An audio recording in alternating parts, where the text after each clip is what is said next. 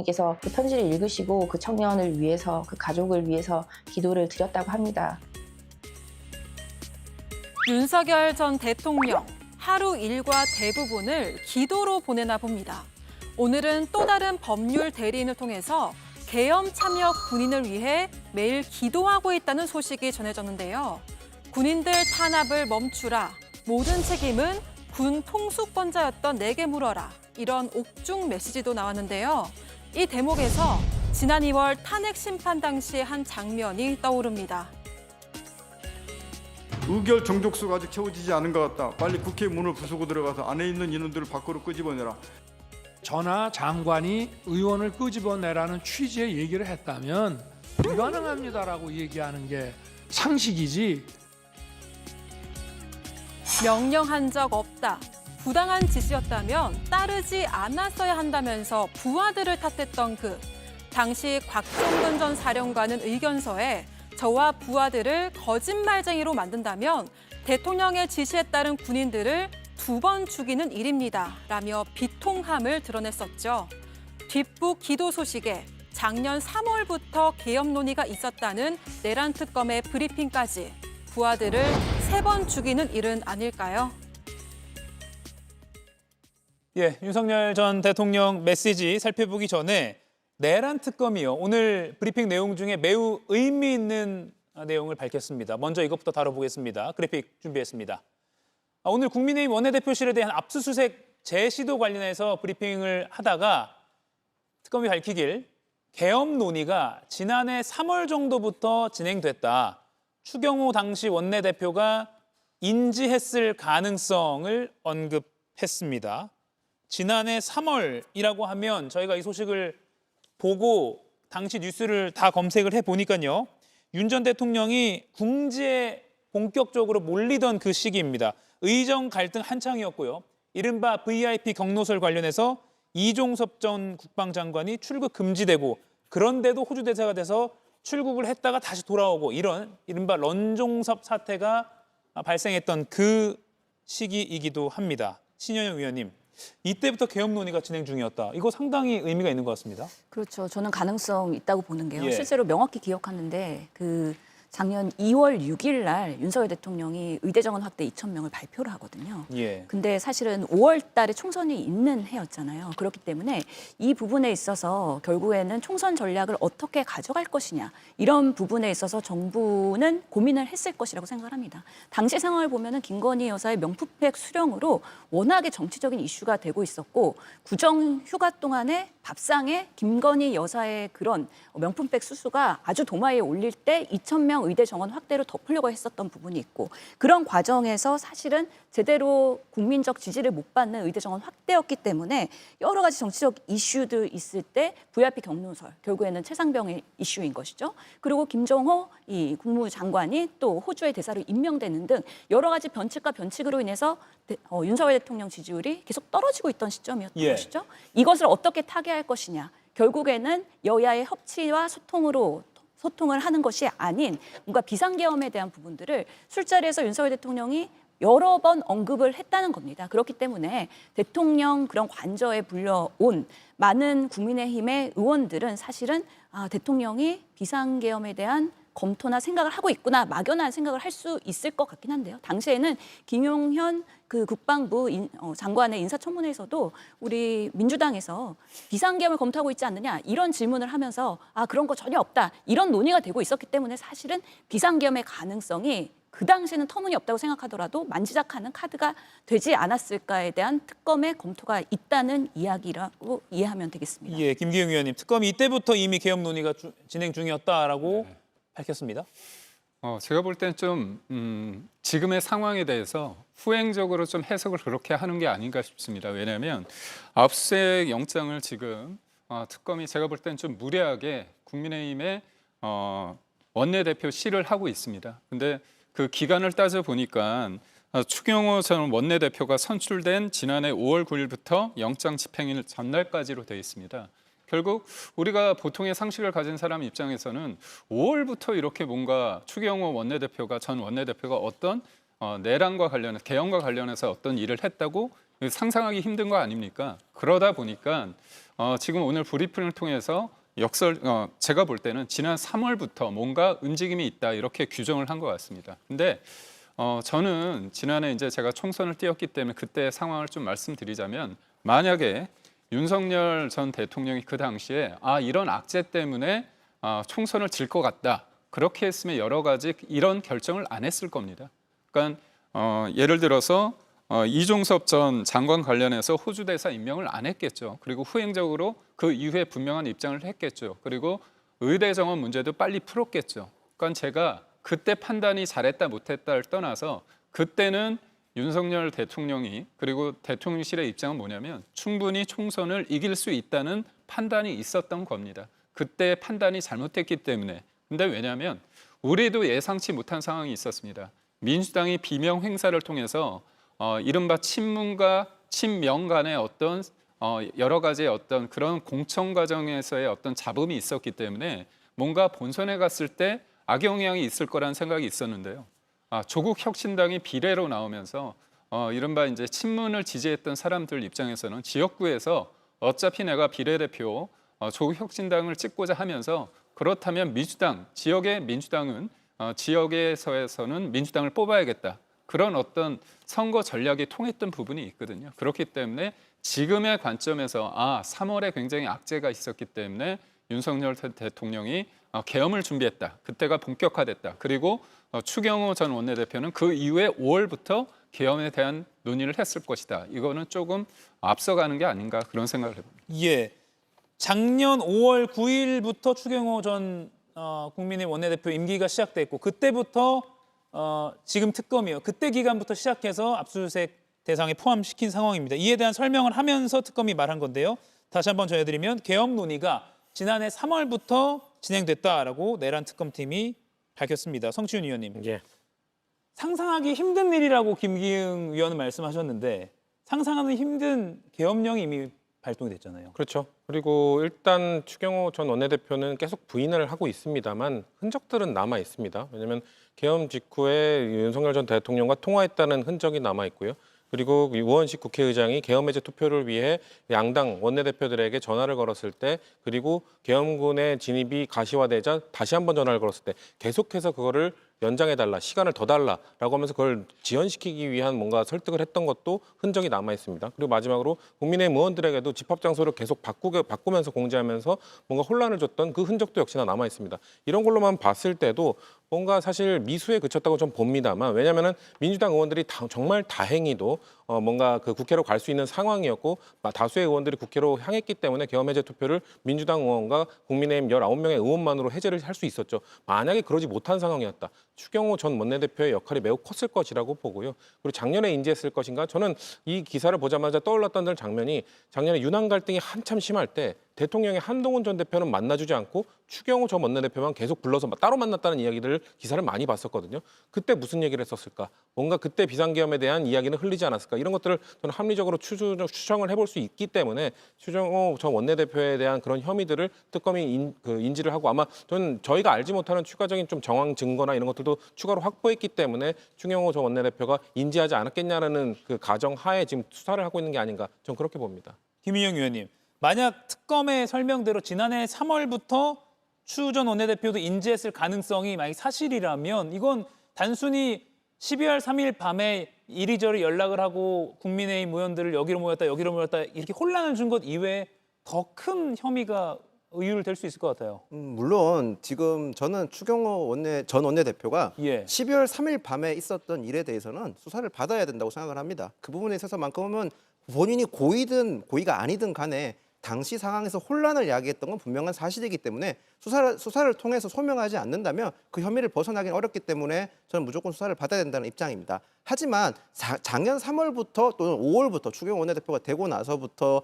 사전에 계엄에 대해서 알았다. 저는 그건 약간 지금 현재 시점에서는 조금 억지가 아닌가 싶습니다. 왜냐하면 원내대표가 대통령과 소통을 자주 할 수 있는 거는 계엄 때문에 논의했다고 보기는 좀 어렵다고 생각을 합니다.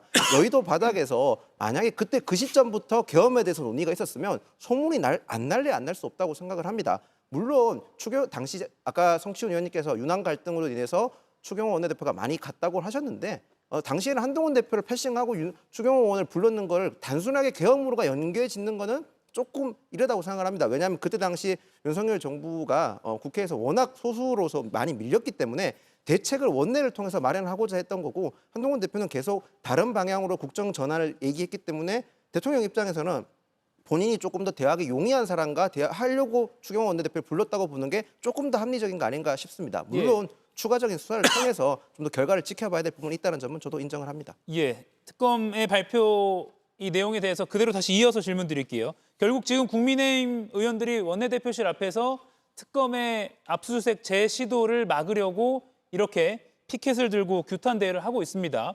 그런데 특검은 법원으로부터 영장을 발부받았고요. 작년 5월부터 혹시 추 전 원내대표가 계엄에 관한 걸 사전에 인지한 것 아니냐라는 걸 알아보기 위해서 수색이 필요하다는 거잖아요. 성신 의원님. 그렇죠. 국민의힘이 특검 수사를 막을 또는 압수수색을 막을 명분이 있을까요? 명분이 없죠. 사실 당사에 대한 압수수색도 막을 명분이 없고요. 원내대표실도 마찬가지입니다. 과거 그 민주당 김용 민주연구원 부원장에 대한 압수수색이 있을 때도 국민의힘이 똑같이 이야기했습니다. 떳떳하면은 압수수색 받아라. 왜 숨기느냐 이렇게 이야기를 했었거든요. 마찬가지입니다. 지금 당사를 들여다보겠다는 것도 통일교의 그 조직적인 당원가입 정황이 나타났기 때문에, 증거들이 나타났기 때문에 그걸 당원 명부를 비교해보기 위해서 들어가겠다는 거고, 이것도 원내대표실도 마찬가지입니다. 만약에 이거를 막겠다고 한다면은 정확하게 그냥 원내대표실 전부 다 압수수색하는 것이 아니라 추경호 전 원내대표가 사용했던 아니면 흔적이 남아있을 만한 것만 지목해서, 당연히 전 특검이 그걸 들고 갔을 거라 보거든요. 전체적인 전방위적인 압수수색을 하러 가지 않았을 거예요. 그럼에도 불구하고 그 국민의힘은 이걸 막기 위해서 아마 이거를 너무 야당에 대한 탄압이다, 이 정치 공세로 몰아가서 이걸 막으려고 하는 것 같은데, 이렇게 막을수록 저는 의혹을 짙어질 수밖에 없다. 제가 아까 말씀드린 것처럼 추경호 전 원내대표에 대한 다양한 정황적 증거들이 있는 상황에서 굳이 왜 이렇게 막느냐. 전 떳떳하면 원내대표실에는 사실 의원실도 아니고 개인 핸드폰도 아니고 개인 자택도 아니고 뭔가 원내대표실에 뭐가 그렇게 많은 증거가 있기 때문에 이것까지 막으려고 하느냐. 오히려 국민들은 왜 국민의힘이 이걸 전방위적으로 막으려고 하는지에 대한 의구심을 키우실 거라고 저는 생각합니다. 김용 의원님. 저희가 지금 압수수색을 거부하는 게 아니라요, 저희가 이미 제출 형식으로 협조를 하겠다고 얘기를 했었습니다. 어제 저녁에 우원식 의장이 중국에 출국하기 전에 임의 수색 관련해서 하루 정도, 최소한 하루 이상은 협조를 국민의힘과 하라고 얘기를 했었는데, 지금 특검이 오늘 들어왔었거든요. 국회 본청에. 국회 본청에 들어오려면 국회의장실 허가가 있어야 됩니다. 그러면 우원식 의장의 말이 앞뒤가 안 맞지 않습니까? 국민의힘이 지금 무턱대고 거부하는 게 아니라 임의 제출 형식을 통해서 협조하겠다고 했는데, 갑작스럽게 특검에서 지금 급박스럽게 들어오니까 저희 입장에서는 정치 탄압처럼 비친다는 겁니다. 사실 어제 저희 원내대표실 사무처 당직자는 출근길에 핸드폰이 압수당하기도 했었습니다. 이거는 과연 정당한 수사 범위를 넘어섰다고 생각을 합니다. 국회 사무처, 저희 당 사무처 직원이 압수수색을 받을 만한 종사자도 아닐 뿐더러 압수수색을 과잉적으로 하는 것에선 저희가 규탄할 수밖에 없는 상황이고, 거기다 더 나아가서 지금 특검의 수사는 공정한 것도 중요하지만 공정해 보이는 것도 굉장히 중요합니다. 왜냐하면 이번 특검은 민주당에서 출범했는 특검이고, 거기다가 지금 민주당은 3대 특검 TF를 만들어서 마치 특검의 활동을 뒷받침해주는 모습을 보이고 있습니다. 국민의힘 지지층이나 국민의힘 입장에서는 자칫하면 특검이 민주당에서 지원받아서 하는 행동처럼 보일 수 있기 때문에 정치 수사에서만큼은 공정해 보이는 것도 민주당도 그렇고 특검 측도 신경을 써야 된다는 점 말씀드리겠습니다. 예, 다만 그 사무처 직원 휴대폰 압수수색 관련해서는 특검이 질문을 받고 설명을 했는데 절차에 따라서 진행했다, 그리고 사진도 당사자가 찍었다라고 반론을 펼치기도 했습니다. 김경희 의원님 짧게 제가 부탁드릴게요. 짧게 말씀드리겠습니다. 추경호 원내대표가 대통령과 통화 이후에 어떤 액션을 했는지 그게 중요한데요. 12월 3일 날 11시 22분에 대통령과 통화를 한 다음에 그 다음에 공지를 한 게 국회로 가자는 거였습니다. 그렇다면 표결을 방해하기 위해서 한다면 당사로 속된 말로 뭉개고 있는 게 맞지 않습니까? 그게 다르고요. 또 하나, 민주당이 김용 당시 민주연구원 관련해가지고 압수수색을 할 때 우리가 민주당 특검 그때 검찰이 민주당을 압수수색했던 건 뭐냐면 그 민주연구원의 사무실이 민주당 당사 안에 있기 때문에 그쪽을 불가피하게 한 겁니다. 근데 그때도 불구하고 그때 이재명 당시 당 대표께서 뭐라고 말씀하셨냐면 칼로 흥한 자 칼로 망한다 이런 말씀을 하셨습니다. 그렇기 때문에 이미 제출이라는 방식이 있는데 지금 특검은 언론 플레이를 통해서 이른바 그림을 다 만들고 있습니다. 당사 압수수색도 하죠. 원내대표 압수수색도 하는 거 아닙니까? 그런 측면에서 진실을 가리는 방식의 여러 가지 경로가 있을 수 있는데 조지현 의원 같은 경우는 참고인인데도 불구하고 압수수색을 했다고 합니다.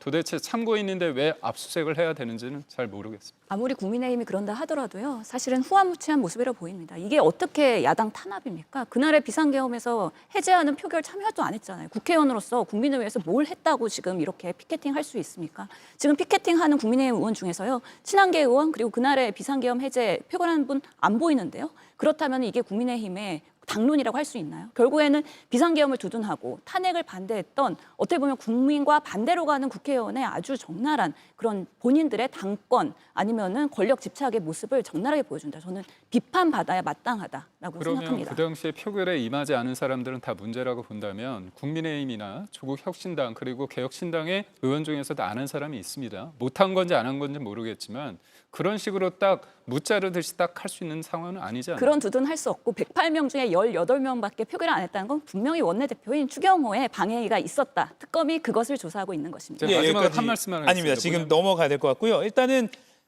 김기용 의원이 말씀하신 대로 장동혁 대표도 비슷한 주장입니다. 오늘 뭐 내란 정당몰이 종식일로 선포하겠다라고 반발했고요. 또 민주당 쪽에서는 법원이 정상적으로 발부한 그리고 필요에 의해서 하는 수사에 대해서는 방해하는 것은 적절하지 않다라는 또 반론을 펼치기도 합니다. 이걸 좀 짚어야 될 것 같습니다. 윤석열 전 대통령의 옥중 메시지가 나왔습니다. 윤 전 대통령을 접견했다는 그 변호인 송진호 변호사가 페이스북을 통해서 밝힌 건데요. 더 이상 군에 대한 탄압을 멈추어 달라. 모든 책임은 군 통수권자였던 본인에게 물어라 라고 말했다는 겁니다. 그리고 계엄에 참여했던 군인과 가족들을 위해 매일 기도한다라는 말을 송 변호사에게 했다는 겁니다. 아마 송 변호사가 페이스북에 올리는 것도 아마 윤 전 대통령이 뭐 요구했을 수도 있을 것이고요. 그것까지는 밝혀지지 않았습니다만 신혜영 의원님, 정작 자신은 지금 수사 재판을 거부하고 있잖아요. 매우 분노스러웠습니다. 병 주고 약 주고도 아니고 무슨 이중 인격자도 아니고 본인의 행동과 말이 너무 달라도 다르기 때문에 이런 부분에 있어서의 진심이 전혀 느껴지지 않는데요. 실제로 12.3 내란 사태에서 군 투입을 지시한 거는 윤석열 대통령입니다. 그렇기 때문에 그 부분에 있어서 사령관들이 지시를 따른 거에 대해서도 사실은 형사재판이나 아니면 특검에 나와서도 윤석열 대통령은 본인이 아니라 사령관 탓을 합니다.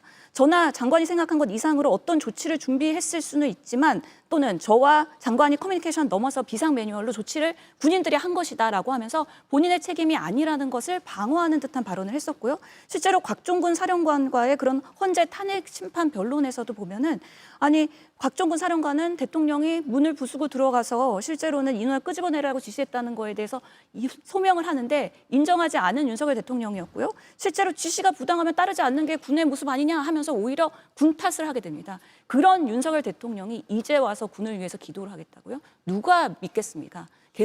지나가는 정말 개도 웃을 일인데요. 예. 정말로 지금 본인이 재판도 임하지 않고 수사도 임하지 않고 있는 모습이 어떻게 본인한테 책임을 다 전가하라라고 얘기할 수 있겠습니까? 제발 좀 속옷 저항 등 국민들이 알고 있는 정말 비참한 모습들을 오히려 좀 올바로 하는 모습을 보이면서 진정성 있는 메시지를 해야지 지금의 모습으로서는 그 누구도 용납할 수 없다라는 면에서 오히려 분노를 자아내는 메시지다라고 생각을 합니다. 김기용 의원님, 결국 지금 그 군인들도 수사 재판을 받고 있는 이유가 윤 전 대통령 본인이 위헌적인 계엄령을 선포했기 때문이잖아요. 그러니까 윤석열 전 대통령 입장에서 예. 계엄을 본인이 이게 위법적이라고 생각을 해서 했겠습니까? 본인은 그 계엄을 일종의 경고성이라고 생각을 인식했기 때문에 했습니다. 윤석열 전 대통령 그 당시에 대통령이었습니다. 대통령이 내란을 할 이유는 없는 거 아닙니까? 단지 그 헌법기관을 사실상 무력화시키는 국헌 문란의 어떤 그 상황에 대해서 지금 죄가 있는지 따지고 있는 겁니다. 그런 측면에서 여러 가지를 다 떠나서 지금 곽정근 전 사령관과 그리고 홍장원 1차장의 메모, 이게 어떻게 보면 굉장히 중요한 두 가지 이슈였는데 제가 좀 아쉬운 건 뭐냐면요. 홍장원 1차장의 메모 같은 경우는 본인이 처음에는 없다고 했다가 또 갑자기 생겼습니다.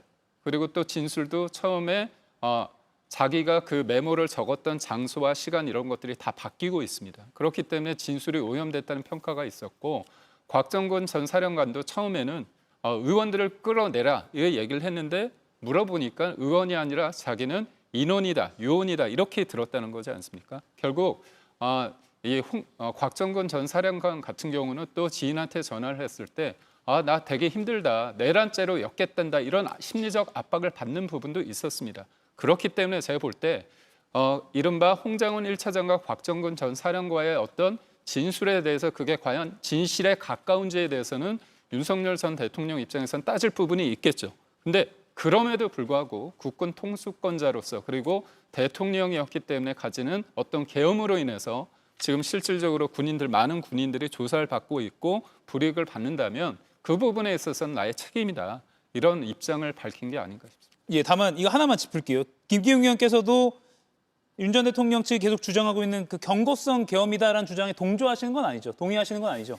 이 부분에 대해서는 예. 사실 그 형사 재판 과정에서 계엄이 곧 내란인지를 따지는 거 아닙니까? 그렇기 때문에 저는 대통령이 이른바 이제 민주당에서 수많은 그 탄핵에 대해서 그거를 해결하는 방식으로 계엄을 썼다는 부분에 대해서는 동의하지 않습니다. 다만 계엄이 곧 내란이라는 그 부분에 있어서는 지금 재판 진행 중이기 때문에 그 결과가 나오면 최종 확정이 되면 그때 저의 입장도 받는 게 맞지 않을까 그런 생각을 합니다. 예, 다만 헌법재판소가 경고성 계엄 그 주장은 탄핵을 한 셈이고요.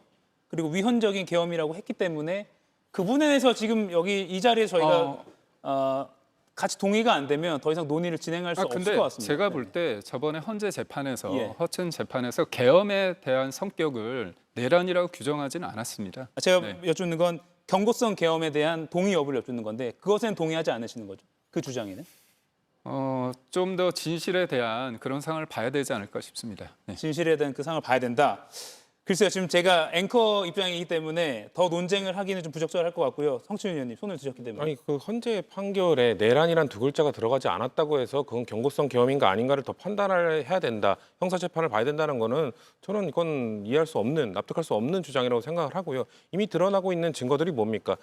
주요 정치인들에 대한 체포 지시를 했다는 것도 나오고 있고 단전 단수를 지시했다는 것도 나오고 있고 그게 어떻게 2시간 동안 그냥 경고성으로 계엄하겠다는 사람의 행태입니까? 그냥 전방위적으로 계속해서 계엄을 이어가겠다. 그리고 지금 그 우리가 봤던 추경호 전 원내대표가 받고 있는 혐의도 계엄 해제를 막고자 하는 혐의를 지금 받고 있는 상황 속에서 물론 이런 것들이 뭐 형사적으로 드러나는 것과 별개의 문제로 계속 주장하시겠습니다만 경고성 계엄이 아니라는 것은 이미 명백하게 판단이 난 겁니다. 말씀하신 것처럼 헌법재판소에서 내란이냐 아니냐는 판단을 하지 않았더라도 이건 경고성은 아니다라는 것을 헌법재판소에 판결을 내렸는데 마치 지금 국민의힘 지도부에서 김민수 최고위원이 헌법재판소의 판결을 난 불복한다라고 주장하는 것과 다름없는 이야기를 이렇게 방송에서 하시는 것은 전 매우 부적절하다고 생각합니다. 네, 국민의힘이 지금 지도부가 바뀌면서 윤 어게인이 되고 있잖아요. 그래서 패널들한테도 영향을 주는 거라고 저는 생각을 합니다. 그래서 그런 구구 발언을 하는 최고위원들이 있기 때문에 그것을 용인하는 당대표가 있기 때문에 지금 오히려 국민의힘에서는 그런 강성의 메시지를 내는 사람들이 주류에 왔기 때문에 지금의 이런 현상들이 다시 재현되는 거 아닌가라는 면에서 매우 안타깝다는 말씀드립니다. 예. 잠깐 짧게 김민영 얘기하겠습니다. 국민의힘에서 모든 사람이 그런 생각에 동조하는 건 아닙니다. 저는 다시 한번 말씀드리지만 계엄은 불법 계엄이었고 윤석열 전 대통령이 군 수뇌부나 군인들에게 했던 처사는 굉장히 잘못된 거고 오늘의 메시지도 전 굉장히 부적절했다고 생각합니다. 투입됐던 군 장병들에 대해서 진정이 위한다면 신속히 재판에 응하시고 검찰 특검 수사에도 응하시는 게 마땅한 길이라고 저는 생각을 합니다. 그 군인 탄압을 멈추라라는 메시지를 옥중에서 냈습니다. 그런데 시간을 되돌려 보면 올해 초에 헌재 탄핵 심판에서는 곽종근 전 육군 특전사령관 등 부하들에게 윤 전 대통령이 법정에서 책임을 떠넘기는 듯한 발언을 한 바 있습니다. 한번 보겠습니다. 의결 정족수가 아직 채워지지 않은 것 같다. 빨리 국회 문을 부수고 들어가서 안에 있는 인원들을 밖으로 끄집어내라. 김현태도 분명히 사령관님 안 됩니다. 그 사용 불가능합니다. 그러시면 안 됩니다. 못 들으면 했기 때문에 그래 네 말이 맞다.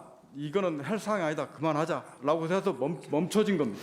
상급자가 어떠한 지시를 했는데 그 지시가 자기가 보기에 위법하고 이행하는 것이 현실적으로 불가능한 상황도 있습니다. 전하 장관이 의원을 끄집어내라는 취지의 얘기를 했다면 지금 현재 상황이 이렇기 때문에 우리 병력으로는 불가능합니다라고 얘기하는 게 상식이지.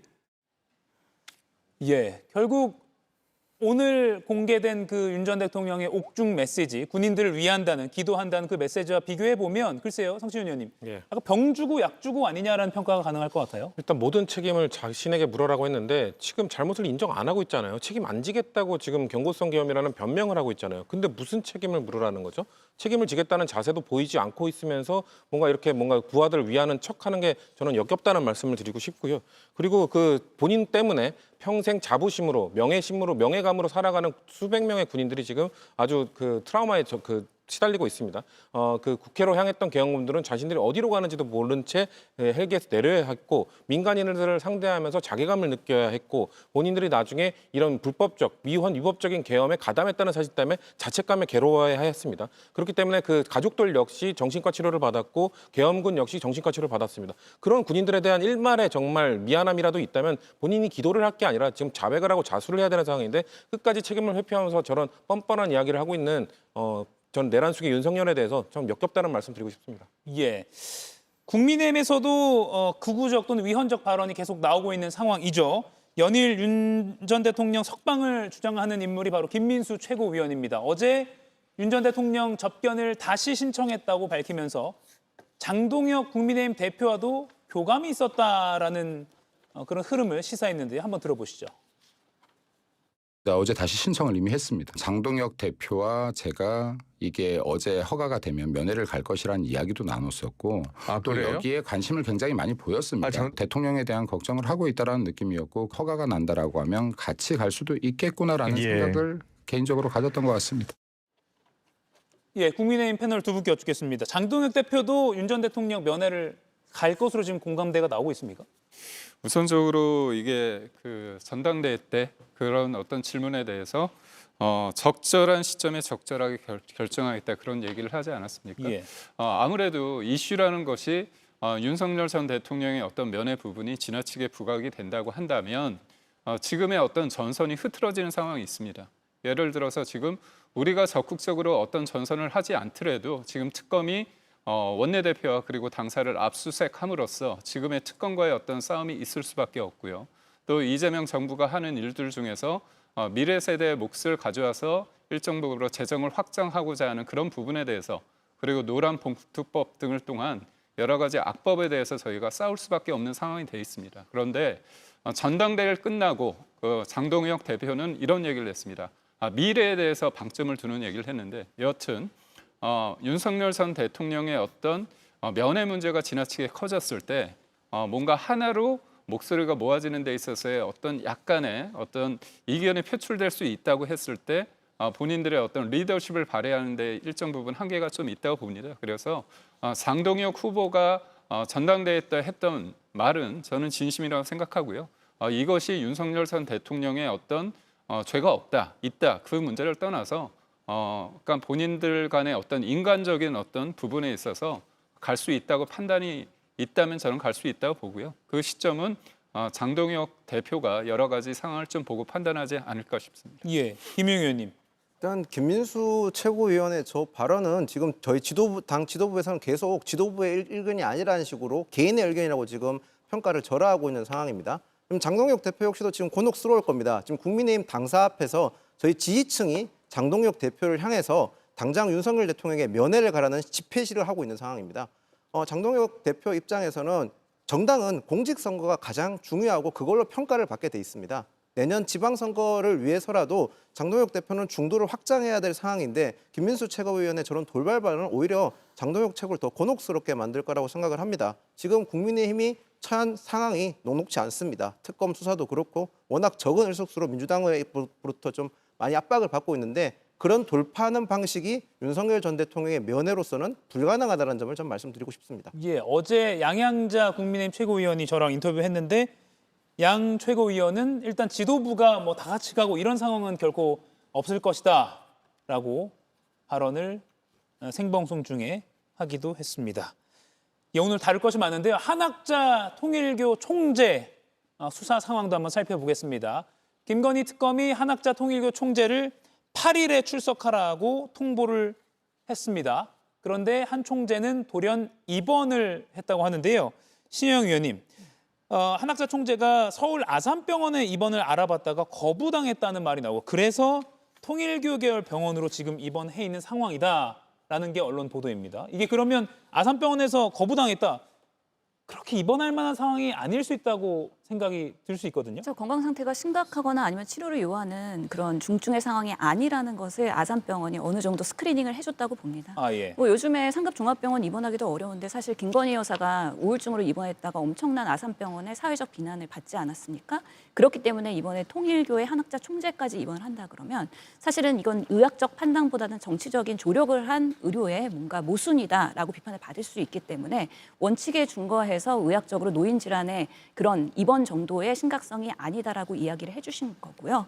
실제로 지금 한학자 총재가 그 통일교 계열의 병원에 입원을 한 것으로 보고되고 있는데 가평에 관련 그런 계열 병원이 있습니다. 그 사이트 들어가니까 지금 뭐 폭주로 인해서 홈페이지가 다운됐더라고요. 그래서 어떤 성격의 병원인지 어떤 진료와 어떤 의료진들이 그런 의료를 케어하고 있는지 실제로 모든 질병에 있어서는 건강보험 재정이 소모가 되는 부분이거든요. 불필요한 정치적 입원이라고 한다면 이런 부분에 있어서 우리 사회의 재원을 갉아먹는 도덕적 비난도 같이 갈 수밖에 없다라고 말씀을 드리겠습니다. 예, 조금 전에 저희가 추경호 전 국민의힘 원내대표 관련한 이야기를 논의했는데 마침 추경호 의원 측에서 반론이 인터넷을 통해서 공개가 됐습니다. 작년 3월이면 평의원으로 총선을 준비하던 시기다. 그리고 특검은 계엄 논의 인지 가능성이 있다고 한 그 설명에 대해서 증거를 제시해야 할 것이다. 그리고 진상규명보다 여론몰이를 하려는 정치 공작이다라고 주장을 했고요. 그리고 내란 특검도 계엄 논의가 작년에 3월부터 시작됐다. 원내대표도 인지 가능성이라는 건 너무 단정적이고 이보다는 인지 가능성을 배제할 수 없다 정도의 설명이었다라고 했습니다. 아까 저희가 논의한 대로 그 작년 5월 9일부터 압수수색 시점을 정한 것, 그에 대한 설명으로 특검이 내놓은 것인데요. 아직까지는 가능성, 추경호 당시 원내대표도 내란에 대한 준비 상황을 인지했을 가능성을 배제할 수 없다 정도의 톤이라고 내란 특검이 다시 알려왔습니다. 통일교 한학자 총재 소환 등등 국내 또 수사 이슈는 다음 시간에 또 더 이야기를 나눠봐야 될 것 같습니다. 오늘 또 북중미 이슈는 전문가와 함께 인터뷰해서 자세히 전해드리도록 하겠습니다. 이가혁 라이브를 시청해 주셔서 고맙습니다. 이가혁 라이브는 평일 오후 5시 TV와 유튜브로 실시간으로도 함께 하실 수 있습니다.